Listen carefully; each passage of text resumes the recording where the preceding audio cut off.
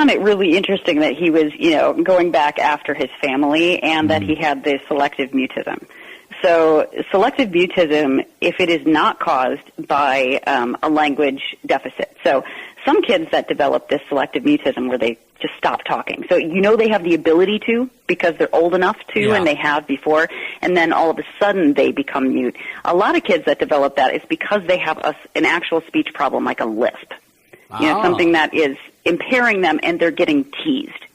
By peers. Sure. So they'll just shut up instead of talking. I'll just be quiet now. That way I don't get teased. Exactly. Or, if their parents are very punitive, some parents make fun of their children when they can't speak correctly. So that's mean. Who'd ever do that? Well, yeah, it happens. So that's why we see selective mutism too. But another reason selective mutism happens is because there is abuse in the home. Yeah. And the child can't talk about it or feels like they can't talk about it, or they're actually afraid of their caregivers. Well, some selective mutism would be nice in my house, let me tell you. A lot of people wish for that, yeah. My 2-year-old is a chatterbox. Even talks in her sleep, crying out loud. That's awesome. Just be quiet. That's what toddlers should be like. So the fact that he had this selective mutism for 6 months leading up to the crime, to me, indicates that there was some sort of a trauma or some sort of a process going on either. So there was either an internal or an external trauma. An external trauma would be something like abuse of some sort, sexual abuse potentially. An internal trauma might be something like he was hearing voices. Some sort of a psychotic process happening. That's scary, though. It is scary, especially in somebody that young. It is incredibly rare to see someone that young with any sort of schizophrenic process. But when it happens, it tends to be quite severe. Well, when does schizophrenia generally, if you are going to have it, inherit it, or develop it, when does it develop and when does it show? What age brackets? It's very typical in the early 20s for men and in the mid to late 20s for women. Wow, so they could be completely normal, generally speaking, yes. And then just like a switch gets flipped, and next thing you know, they're running around talking to themselves? I mean, how does that really work? Or is it a gradual growing of the problem?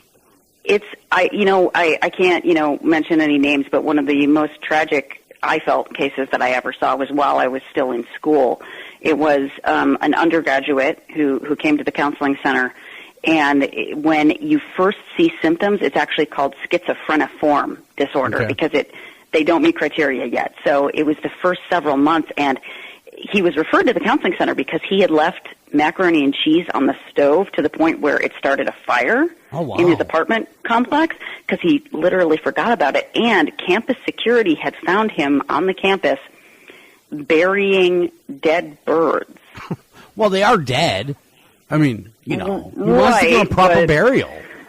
Yeah, and he was kind of obsessed with, because there's a bunch of starlings that come into that area of the country at a certain time of year, and some of them pass away, and you see dead birds. It's not uncommon. But he was found in the middle of the night burying these dead birds. So that is strange. It was a very gradual process. Most of the time, he was pretty lucid. But in the times that he wasn't, his behavior was getting increasingly bizarre. And I felt really terrible because he wanted to continue with college, but it just became more and more evident that he wouldn't be able to. Wow, that is truly a sad story. So in Michael Myers' case, what do you think caused his voluntary mutism? I'm thinking that in his case, it was potentially some sort of abuse process that maybe pushed him over the edge because of the fact that he was so fixated on his family, and that, these pseudo-sexual situations kind of seemed to set him off as well. I'm wondering if there might, in my hypothesis, it would be that he was potentially sexually abused by either a family member or someone close to the family, and it kind of pushed him over an edge that he couldn't come back from. Now, Michael is obviously the exception and not the rule, right? I mean, most people that are voluntary mutism, or isn't that the word that you use, voluntary mutism? Selective mutism. Selective mutism. They don't become psychopathic, serial killers that are after their own sisters. Oh gosh, no. Most of them turn out just fine. It is definitely a really benign diagnosis, and when someone brings their child in with selective mutism, I mean, it's not an easy fix necessarily, but it's very early. Okay, well, that's good to know. You know, if the kid wants to go silent for a little while, it doesn't mean to be wielding a knife next week. No, not at all.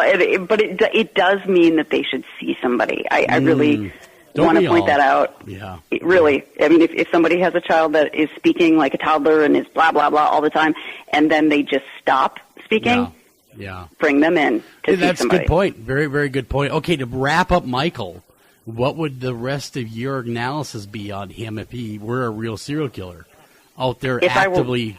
If you had to chase him down, I know you're not profiler, so to speak, but you have done enough of that study. What would you tell people to look for?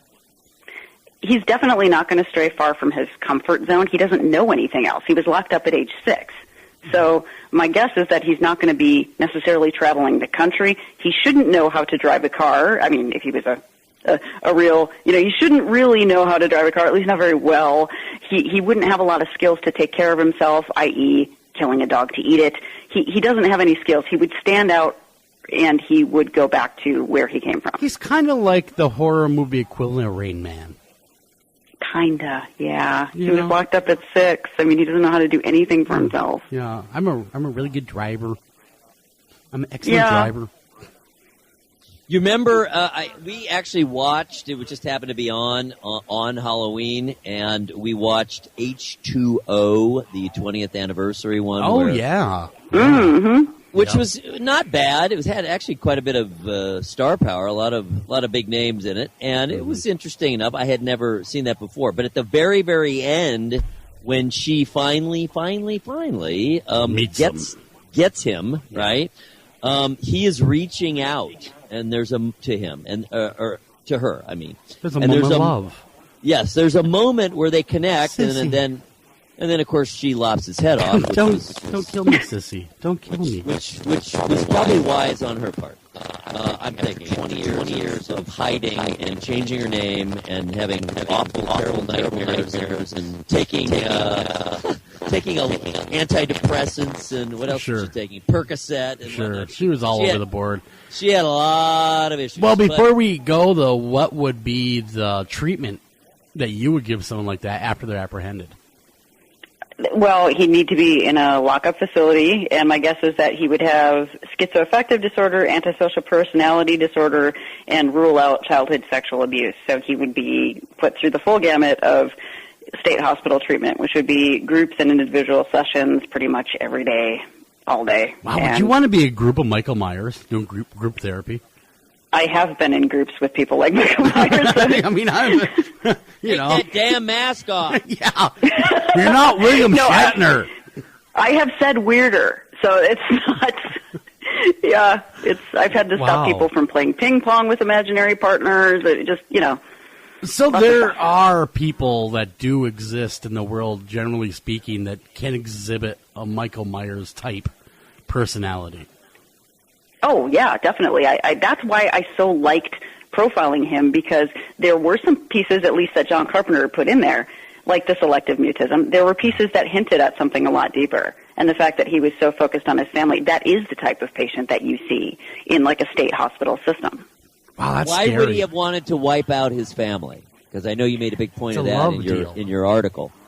If he was abused by a member of his family, or they allowed him to be abused, or even if he delusionally thought he was abused, he might think, and especially if he really kind of detested himself on some level, he would think that the bloodline itself was tainted. Therefore, he has to wipe out everybody in that bloodline. It would be incredibly important for him to do that. Wow, obsessive. He has to kill them. He has to kill them because he believes the bloodline is tainted. Wow. That would be my guess. And I have seen people like that have tried to wipe out their entire family. Jeez. Makes family reunions really hard. Or really Unless easy. They're all killers. Yeah, really easy. Depends on your point of view. All right, there's a family reunion. It's like a cage match. Yeah. What are you doing this weekend? Well, there's a family reunion, and there's a few on the hit list I haven't got yet. So, I'll be busy. Don't worry. Don't worry. If you don't hear from me, I got caught. Well, we got to run a break, and when we come back, we're going to put the rest of the puzzle together, so to speak. Don't go anywhere. We'll be right back right after this.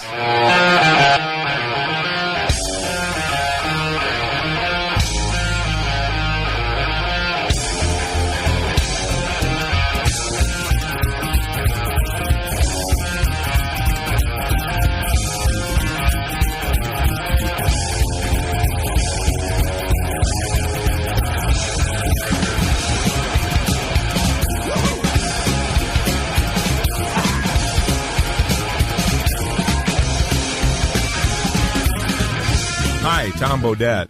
If you can hear me, then you have an internet connection, which means you can do cool things online, like listen to streaming radio, obviously, or watch a video of a monkey washing a cat. Let your freak flag fly. Or you can book a room at a great price at Motel6.com. Isn't the internet wonderful? Everything you want right at your fingertips, and whoa, did not need to see that. I'm Tom Bodette for Motel 6, and we'll leave the light on for you. Anavar Media LCC is a dedicated team of professionals committed to helping business development scale and protect their websites, mobile applications, enterprise software solutions in the Northeast Ohio area. Locally owned since 2012, our client-centered values truly sets Anavar apart. Contact us today to learn how you can get 25% off your first project. Call them at 234-380-4852. Again, that's 234-380-4852. Or visit them at www.anavar.com. Again, that's www.anavar.com.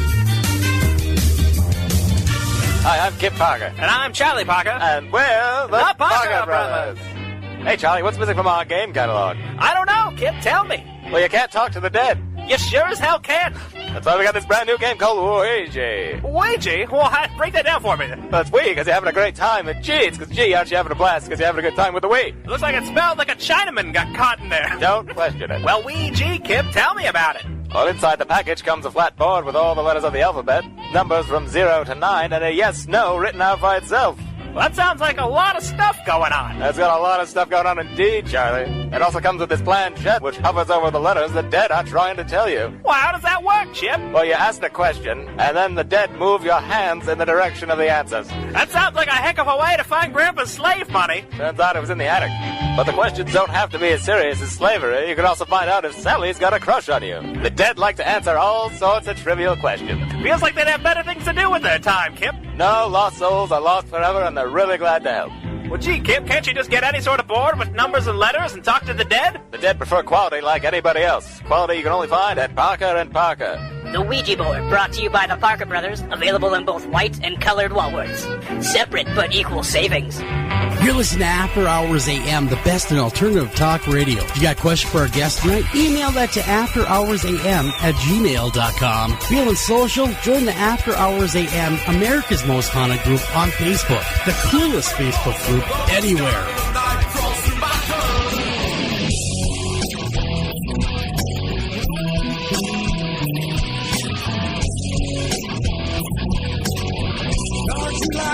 We all gather round, pick a little song with a southern sound. Sure feels good this time of year.